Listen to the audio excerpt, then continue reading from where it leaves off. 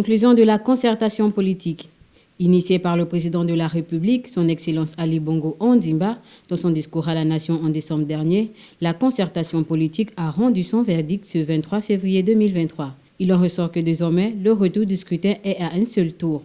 L'harmonisation de tous les mandats politiques pour une durée de 5 ans. Les propositions formulées seront dans le strict respect des règles retranscrites en loi, a assuré le président en mettant en place un comité de suivi chargé de veiller à ce que toutes les propositions majorité-opposition soient prises en compte et qu'aucune ne soit dénaturée.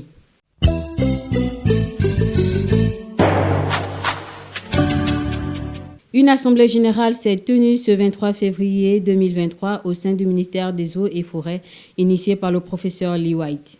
Martin Melengue et son ministre de tutelle ont tenu à rassurer les agents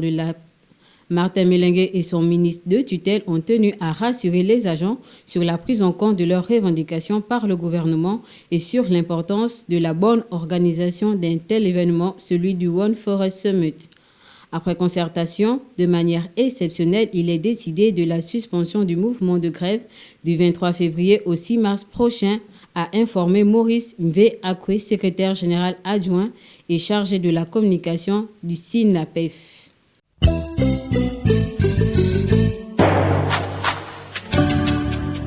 Une cure de jouvence dans la capitale gabonaise dans le cadre de l'organisation du One Forest Summit. Des actions de pavoisement et de salubrité publique sont en vue.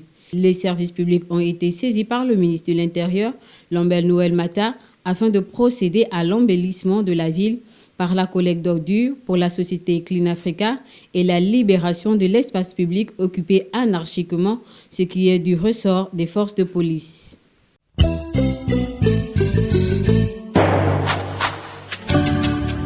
La procréation médicale assistée PMA, qui consiste à manipuler un ovule ou un spermatozoïde pour favoriser l'obtention d'une grossesse, a été adoptée en février 2022 au centre hospitalier universitaire mère-enfant de la Fondation Jeanne Bory. Après un an, les résultats enregistrés sont de 50% positifs, ce qui est bien plus encourageant que dans certains pays. On parle de 23 grossesses cliniques sur les 44 cycles de stimulation et 67 transferts d'embryons réalisés. Rappelons que la PMA n'est toujours pas supportée par la CNAMJS.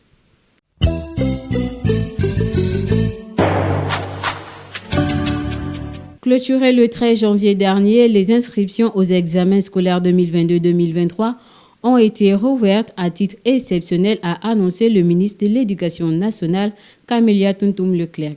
Les retardataires pourront à nouveau s'inscrire durant la période du 23 au 27 février via la plateforme des examens. Le dépôt des dossiers se poursuit du 22 février au 1er mars 2023, a indiqué le ministre au cours d'un communiqué.